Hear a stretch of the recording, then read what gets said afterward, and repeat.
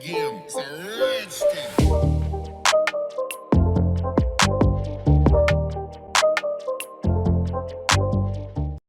Bonjour et bienvenue encore une fois pour cette nouvelle vidéo. Aujourd'hui, je change de gamme et je veux parler de l'informatique, plus particulièrement de OPS, sous-entend opérateur de saisie. Dans le monde du travail informatique, les appels de saisie sont tellement plus recherchés, surtout dans le domaine de la secrétariat, dans les traducteurs, les traiteurs de texte, etc.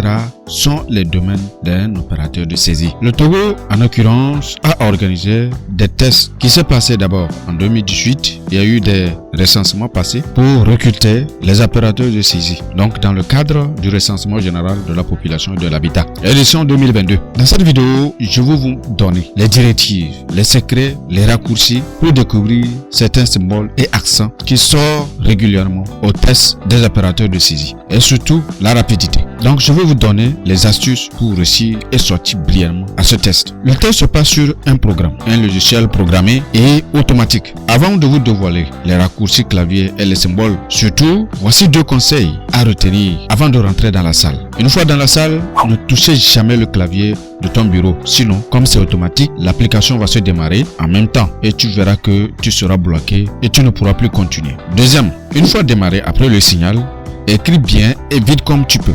Mais s'il arrive que tu rates un mot, un chiffre, un symbole, ne t'arrête pas, laisse et continue comme si rien n'était.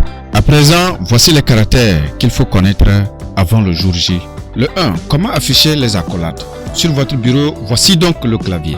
Maintenez la touche Alt, puis le chiffre 4 pour ouvrir et le chiffre 9 pour fermer. Les crochets, toujours sur la touche Alt que vous allez maintenir, puis le chiffre 5 pour ouvrir ou le symbole degré pour fermer. L'espaluette qui est symbolisée par ce chiffre qui est une conjonction et qui est simple à repérer. Appuyez juste le chiffre 1 et vous avez le symbole. Le symbole paragraphe, très simple à retenir. S'il s'agit d'un clavier AZERTY français, activez la majuscule puis la touche là et vous avez votre symbole. Autre manière de repérer, appuyez Alt et vous tapez successivement 0, 1, 6, 7, toujours en maintenant Alt et vous relâchez. Et donc vous avez votre symbole paragraphe. Pour trouver le symbole euro, vous allez appuyer. Pour trouver arrobase, frappez les 2 touches simultanément, Alt puis 0. Pour trouver dièse, Alt plus 3. Autres astuces à retenir. Le raccourci pour activer facilement le R arrobas qui s'obtient en maintenant la touche Alt plus 0174. Pour avoir les lettres majuscules sans activer la touche majuscule, maintenez juste la touche Shift puis sur la lettre recherchée et vous l'avez également.